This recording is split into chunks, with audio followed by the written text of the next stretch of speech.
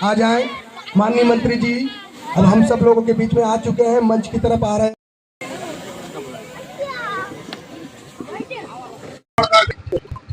तो हमारे रचना मिस्त्री जी जो आज सिरविट गांव में श्री श्रद्धेय अटल बिहारी वाजपेयी जी की जयंती, मदन मोहन मालवीय जी के जयंती के अवसर पे हम सब लोग उपस्थित हुए हैं। साथ साथ आदरणीय देश के कर्मवीर प्रधानमंत्री भाई नरेंद्र मोदी जी, बिहार प्रदेश के मुख्यमंत्री नीतीश कुमार जी के लक्ष्यों को आगे बढ़ाने के लिए जो अवधेश शुक्ला जी का प्रयास है, अवधेश चतुर्वेदी जी का जो प्रयास है कि जन जीवन हरियाली या अमृत सरोवर जो जीवन का एक पार्ट है, मनुष्य अन्न बिना 2 दिन जीवन व्यतीत कर सकता है, लेकिन जल बिना घंटों व्यतीत करने में परेशानियां हो जाती है। उस मिशन पे आप काम करने के लिए जो प्रयास किए हैं उसके लिए आपको बधाई। यहां तमाम जनता और तमाम लोगों की तरफ से आपको शुभकामना कि आप अपने गांव को, जिस मिट्टी पर आपने जन्म लिया है, उस मिट्टी के लिए इतनी अच्छी सोच रखते हैं, इसके लिए आपकी जितनी प्रशंसा की जाए कम है। इस कार्यक्रम में उपस्थित कितनी संघर्ष के बाद अटल बिहारी वाजपेयी जी ने विश्व में, भारत को विश्व के नक्शा पर एक मजबूत भारत बनाने का उन्होंने प्रयास किया था। परमाणु परीक्षण करके, गरीबों के लिए अंत्योदय कार्ड देकर,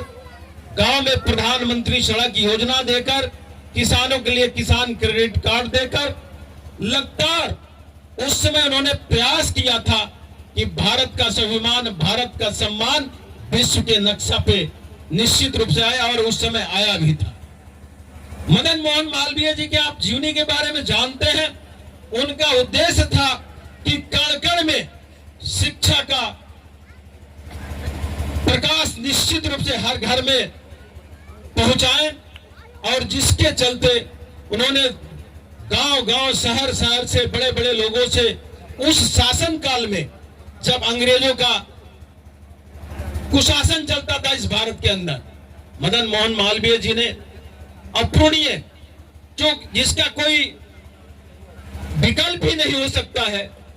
काशी विश्वविद्यालय की स्थापना, बीएचयू का स्थापना करके, और जो उन्होंने आज भी हमारे बीच में अमर है। मनुष्य के कर्तव्य मर जाने के बाद शरीर रहे नहीं रहे, लेकिन उसका किया हुआ काम समाज के लिए